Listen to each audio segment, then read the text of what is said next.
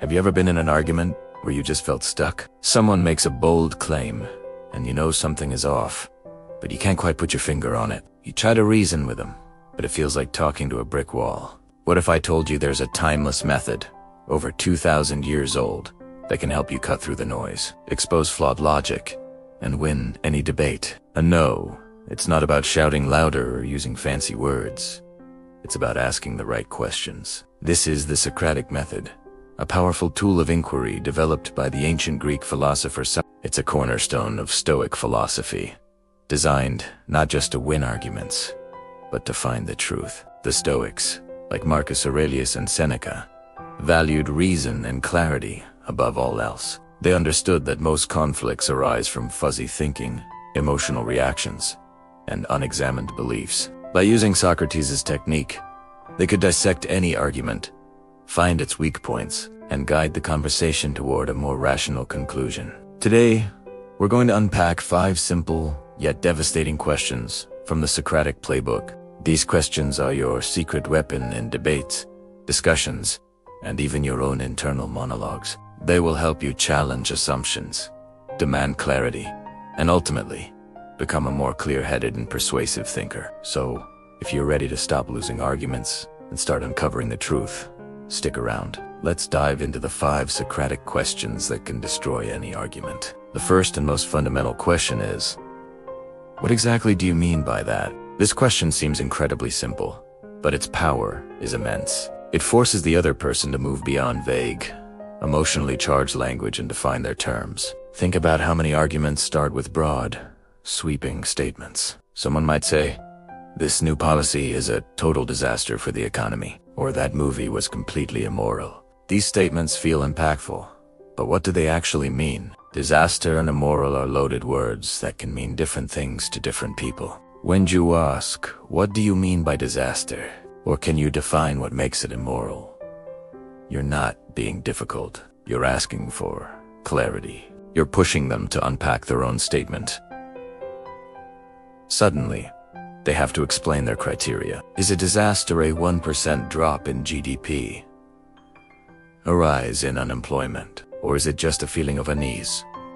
Is something immoral because it goes against a specific religious text, a personal ethical code, or a societal standard? This question immediately deflates emotional rhetoric and forces the conversation onto the solid ground of facts and definitions. It exposes whether their claim is based on a well-thought position or just a gut reaction. By starting here, you set the stage for a rational discussion, not an emotional shouting match.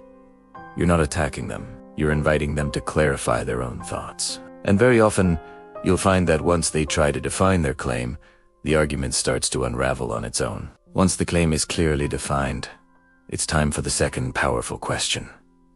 What proof or evidence supports this? This is where the rubber meets the road. An argument without evidence is just an opinion.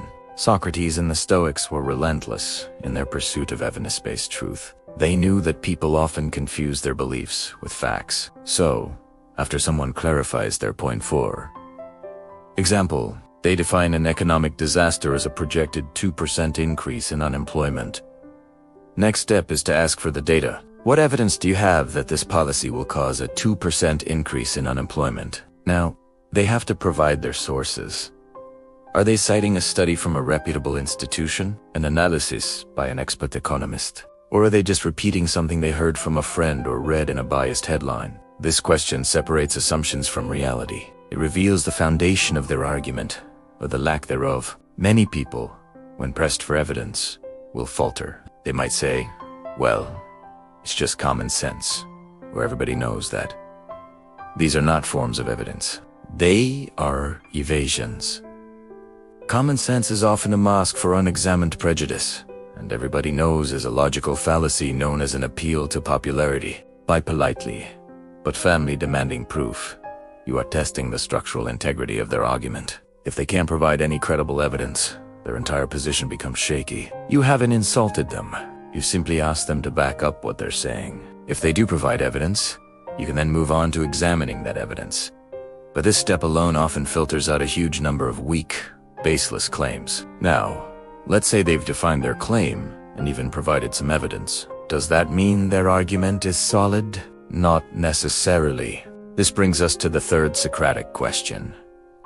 Could there be another explanation? This is a brilliant tool for breaking through rigid, black and white thinking. It introduces the possibility of nuance and complexity. People often fall into the trap of a false dichotomy, believing that if their explanation is plausible, it must be the only explanation. Let's go back to our example. They've presented a study suggesting a policy might lead to a rise in unemployment. A powerful response is to ask, could there be other factors contributing to this? Is it possible that the study's model didn't account for seasonal hiring trends or a recent shift in global markets? This question encourages open-mindedness and intellectual humility. It shows that you are not just trying to win, but are genuinely interested in exploring the full picture. It moves the conversation from a two-sided battle to a collaborative investigation. You could also frame it as, have we considered alternative interpretations of this data? Perhaps the evidence they presented could actually be interpreted to support a different conclusion. By introducing alternative possibilities, you challenge the certainty of their position without directly calling them wrong.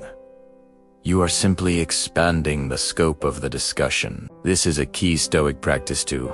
Look at an issue from all possible angles. It prevents you from getting locked into a single perspective and helps both parties see that the world is rarely as simple as we like it to be. This question can gracefully dismantle an argument by showing it's just one possibility among many, and perhaps not even the most likely one. So far, you've clarified the claim, demanded evidence, and explored alternatives. The fourth question hones in on the very heart of their reasoning.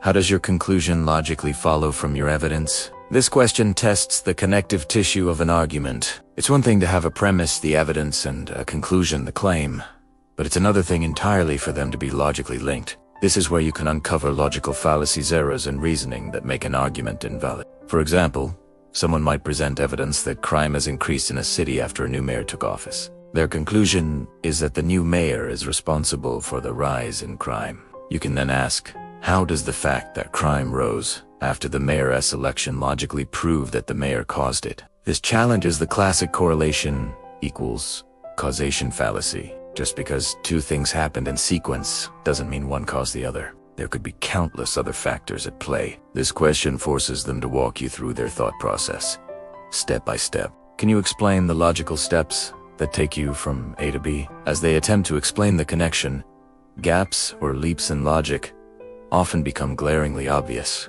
Maybe they're making a hasty generalization, applying a small piece of evidence to a huge conclusion. Or perhaps they're creating a straw man, misrepresenting an opposing view to make it easier to attack. You don't even need to know the names of all the fallacies. B, simply asking, how did you get there? You put the burden on them to justify their reasoning. If the link is weak or non-existent, the argument collapses under its own weight. A strong argument has a clear, logical path from evidence to conclusion. This question is the ultimate stress test for that path. Finally, we arrive at the fifth and perhaps most revealing question of all. What would it take to change your mind? This is the ultimate test of rationality. It separates someone who is engaged in a genuine search for truth from someone who is merely defending a dogma. A rational person, in the spirit of Stoicism, is always open to being proven wrong. Their loyalty is to the truth, not to their current beliefs. When you ask this question, one of two things will happen. If the person is open-minded, they'll be able to give you a clear answer. They might say, I would change my mind if you could show me a more comprehensive study with a larger sample size. Or, if you could provide a more plausible alternative explanation for this data, I would reconsider my position. This is the sign of a healthy, productive discussion. It establishes common ground for what constitutes valid proof and keeps the conversation moving forward. However, if the person is arguing from a place of pure emotion, ideology, or ego, they will be unable or unwilling to answer. They might get defensive and say, nothing could change my mind, or you're just wrong. This is a major red flag. When someone admits that no evidence, no matter how compelling, could ever sway them, they are confessing that their position is not based on reason. It's a belief held with the blind faith of a zealot. At these points, the argument is no longer productive. You have effectively won, not by forcing them to concede, but by revealing that they were never open to a rational debate in the first place. You can then gracefully exit the conversation, knowing you've done all you can. This question is your final tool for unmasking irrationality and preserving your own peace of mind. So, there you have it. 5 simple questions, rooted in ancient Socratic and Stoic wisdom, that can transform the way you approach any disagreement. Let's quickly recap them. 1. What do you mean by that? This demands clarity and deflates emotional language. 2. What proof supports this? This separates opinion from fact and tests the foundation of the argument. 3. Could there be another explanation? This breaks rigid thinking and introduces nuance. 4. How does that conclusion follow? This exposes logical fallacies and tests the reasoning itself. And 5.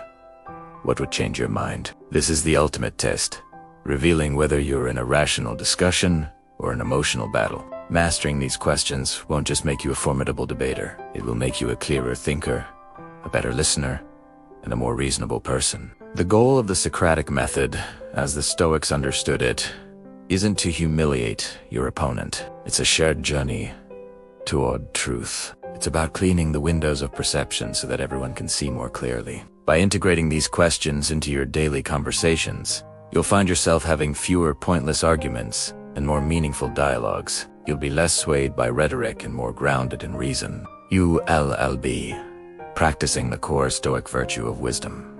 The ability to differentiate between what is true and what is false. So next time you find yourself in a heated discussion, take a deep breath, channel your inner Socrates, and ask a simple question. You might be surprised at how powerfully it can change the entire conversation. Thanks for watching. If you found this video helpful, please give it a thumbs up and subscribe for more insights into practical philosophy. Let me know in the comments which of these questions you find most powerful. See you in the next one.